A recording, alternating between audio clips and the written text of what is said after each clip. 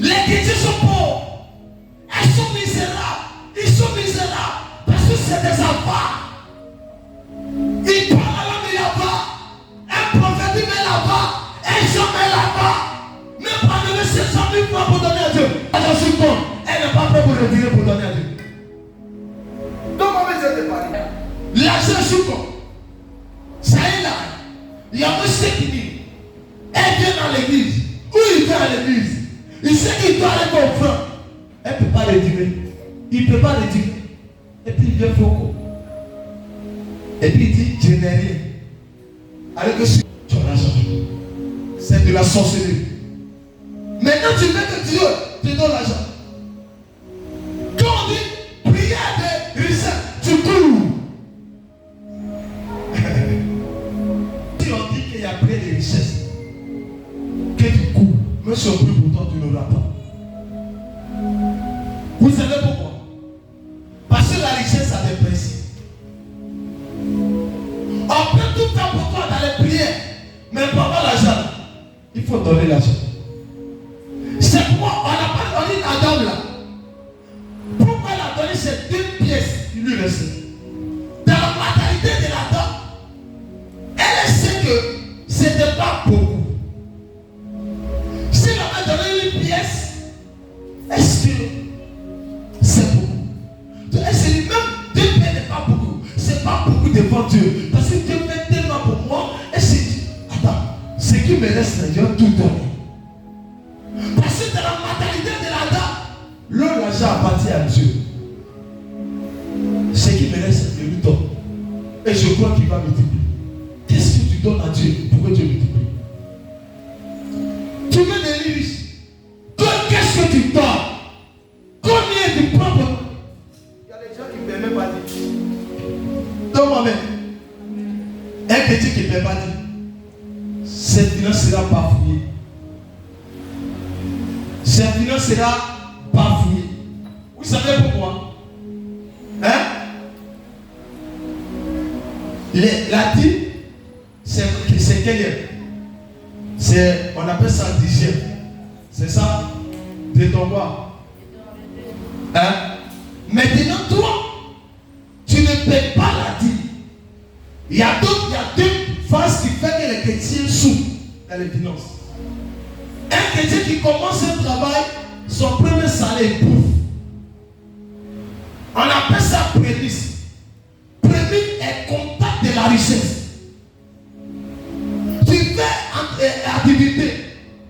Premier achat que tu gagnes, au lieu de donner à Dieu, premier salaire tu prends, tu prends, tu ne payes pas.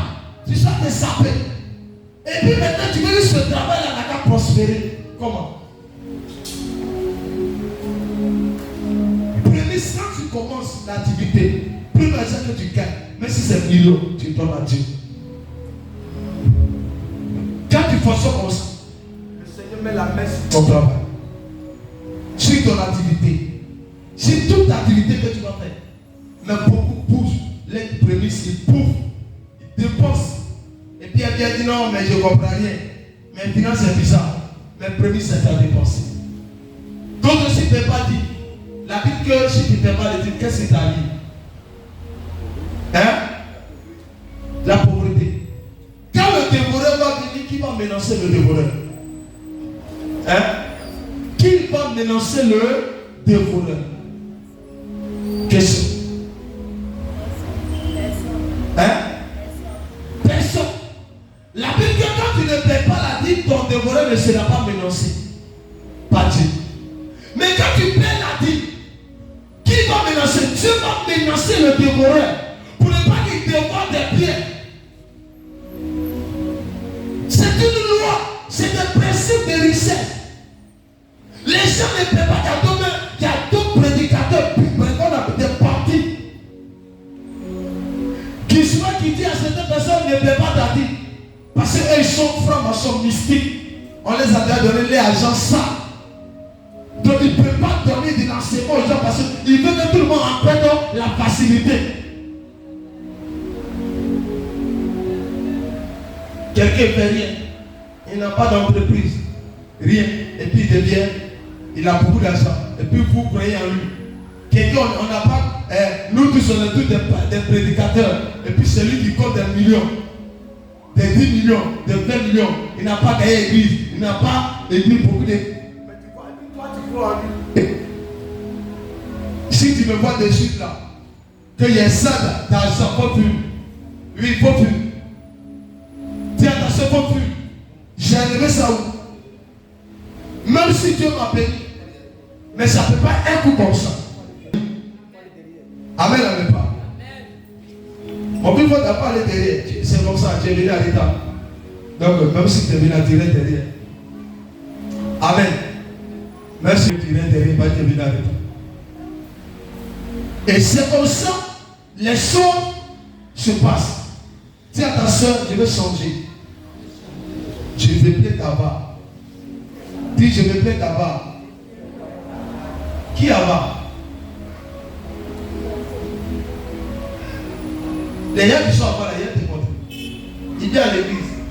Il a 500 à la 1000 francs. Il préfère donner 500, c'est les avants. Quelqu'un, il a 10 000, 15 000, il a 10 000, 5 000, 1000 francs, 500. Il regarde l'autel de Dieu. Et puis il a 500, 1000 francs. Quand tu viens à l'église, ce que tu as dans la poche, tu dois donner le plus gros billet à Dieu.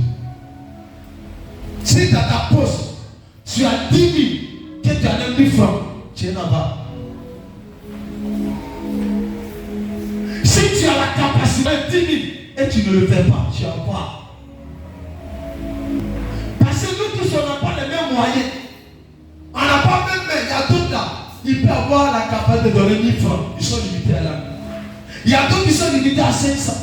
Il y a d'autres qui sont limités à 10 000. Et il y a d'autres là, elles me disent la pauvreté, bien sûr moi. Moi, je vais donner 200. Moi, mais c'est ça que je vais donner. Parce que la personne me dit que moi, je suis pauvre. On ne m'a même de parler. C'est que la personne a condamné la pauvreté sur elle. De elle, c'est 200. Mais si tu as donné 1000 francs, elle a donné 200. Mais si tu as donné plus de 200, elle n'a pas donné 200. Parce qu'elle s'est dit que moi, je n'ai rien. Elle a retenu ça en elle-même. C'est 200. Sans savoir que elle va devenir pauvre. Il ne faut pas avoir l'habitude de donner 100 francs à Dieu. Change ta manière de donner. Quand vous priez, vous dites à Dieu, Seigneur, ça me finance, Seigneur, ça me finance. Mais vous ne saignez pas vous donner. Vos manières de donner ne saignent pas. Mais pourquoi Dieu va changer pour lui? Toi, tu as l'habitude de lui donner 100 francs. Mais tu veux Dieu te donne 200. Est-ce que tu vas donner 200 à Dieu? Les gens qui ne sont pas capables de donner 100 000 francs à Dieu, alors que Dieu les donne plus de 100 000, mais ils ne sont pas prêts à donner 100 000 à Dieu. Mais c'est eux qui prient pour avoir 2 millions. Tu vas voir ça où? Tu veux que Dieu annonce ça dans l'air de qui? Pour te donner. Tu comptes de qui? Adieu. Il n'a qu'à aller d'accord de qui pour dire que pour faire les trains de 200 000 donner à M. Temps. Ah bon? C'est pas quand on voit les gens en train de se tuer. Tuez-vous, battez-vous, faites des choses de Dieu. Plus pas des choses de la risée peut monter. Moi j'ai dit ici, j'ai dit moi avant de mourir, je dois compter ta terre. Parce que là l'argent pas à mon père. Je ne dois pas laisser t'entrer des miettes. Je dois mourir dans les miettes. C'est la casse de droit. Dieu ne nous a pas mis sur la terre pour devenir pauvres. Il ne nous a pas envoyé pour devenir pauvres. C'est qu'on s'est dit Dieu. Ils étaient riches. Ils étaient bénis. C'est pourquoi la Bible dit que quand le diable est venu le détruire, il avait de la richesse. Il avait des pierres. Il n'était pas pauvre. Si tu es devenu pauvre, c'est pas parce que tu es pauvre que tu. Mais les pauvres, ils iront en enfer. Il y a parce que c'est les riches seulement qui vont aller en enfer. C'est pas tu souhaites être pauvre. Faut être pauvre. Amen, ne veut pas. La pauvreté, c'est l'humiliation. Tu veux parler à quelqu'un? La pauvreté, c'est l'humiliation. Quand tu n'as rien, on ne te considère pas. Quand les gens me parlent, disent toi, tu vas dire quoi? Pas parce que l'argent est meilleur. Mais Dieu sait que l'homme a besoin de ça. Même les Salomon dont on parle. Les Salomon étaient des milliardaires. Dans l'évangile, c'était les plus riches. David, ton Dieu était béni. La Bible ne mentionnait pas ces personnes que j'étais pauvres. Mais pourquoi nous sortons de la lignée de David, de la lignée d'Abraham, et dit que Abraham était béni, mais Isaac était béni, Jacob était béni, Joseph était béni. Où sont nous qui avons accepté Jésus, qui sont sortis de l'union d'Abraham? Nous ne disons, nous ne voyons pas que nous ne sommes pas prêts à appliquer les principes. On est avare.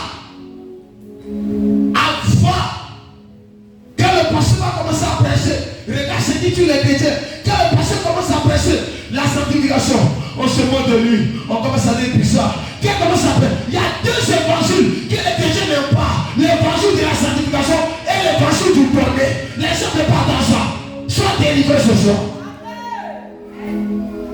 Quand l'homme de Dieu a commencé avec l'argent, il prêche la sanctification. On dit là, toujours là, sa prédication c'est péché, péché. Et celui-là n'a jamais péché. C'est les deux évangiles qui établissent l'homme. Un enfant de Dieu qui vit dans la sanctification. Un enfant de Dieu qui a la main facile. Dieu multiplie sa main. Dieu multiplie sa main. Dieu multiplie sa main. Dieu multiplie sa main. Les gens qui viennent de l'église, ils ne sont pas capables à donner ce qui va leur coûter cher. Donc, tenez bien de raison. C'est ça qui va prendre pour manger. Jésus te dit, prends ce billet-là, va me donner. Tu n'es pas prêt. La bonne dame, il lui laissait ce n'est que 2 pièces. La Bible me dit, elle a tenu ces 2 pièces. Elle allait donner à Dieu. Les chrétiens vont. Les pasteurs vont. Ils sont prêts à manger dans les bureaux, prêts à manger dans la maison, rassasier. Les pauvres devant eux. Mais ils ne sont pas prêts à faire des sacrifices pour l'œuvre de Dieu. Abomination. Regardez les hommes à l'église. L'homme de Dieu, son micro a besoin de pipe. Ils ne sont pas prêts à payer pipe pour lui. Les hommes à l'église, l'homme de Dieu s'assied à penser. Il y a des gens qui ont la capacité qui peuvent le faire. Ils ne sont pas prêts. Vous pouvez économiser pour vos enfants, économiser les gens, économiser pour aller à l'hôpital. Nous ne pouvons pas économiser pour faire avancer l'évangile. Qui de nous aujourd'hui, dans le temps où nous sommes, qui peut s'élever à lever plus de 1 million, donner à l'église, ou à son église, ou à son pasteur, prends cet argent et va prendre soin de ta famille. La méchanceté. La Bible me dit dans le Nouveau Testament, la Bible me dit, les apôtres, les gens vendaient les biens et venaient les soutenir. Pendant qu'il y a toi-même, il y a un qui avait vendu ses biens. Et il n'a pas tout présenté, il est mort. Ananias et Saphira. La Bible n'a pas dit que les biens qu'ils avaient vendus appartenaient à Dieu. La Bible dit que les biens étaient pour les parents, les biens étaient pour eux. Mais qu'ils sont les vendeurs, ils ont caché. Les moitiés qui devaient donner, ils ont donné le reste. Il a dit, mais comment vous pouvez monter à Dieu bien? Dieu les... Écoutez-moi. Tu penses que l'argent qui est dans ta poche c'est pour toi, mais à cause de toi, tu vas mourir. Ah, je parle à quelqu'un ici. Tu penses que les biens que tu as c'est pour toi, mais à cause de ton appareil, tu vas mourir. L'argent ne nous appartient pas. L'argent est un père. L'argent, ça a un père. Ce père s'appelle Jésus. C'est pourquoi quand tu as donné à Dieu, que tu n'as rien pour pas murmurer. Si tu as donné à Dieu, c'est pas la Bible dit, celui qui perdra sa vie celui qui perdra sa vie à cause de moi, il retrouvera. Si c'est à cause de Dieu, j'ai pris mon argent qu'il avait, j'ai pris mon salaire que j'avais, j'ai pris ce qui me restait et j'ai donné à Dieu. Il va me redonner. Vous donnez votre bien à des personnes qui ne peuvent pas vous redonner. C'est pour vous mourir pour. Il n'y a pas quelqu'un qui va mourir, qui va faire pour Dieu, qui va dire des choses difficiles, qui va procéder pour donner à Dieu. Et la personne va rester intacte, ou bien rester tel qu'il est. Ça n'existera pas et ça ne va jamais exister. L'ouvrier mérite son salaire.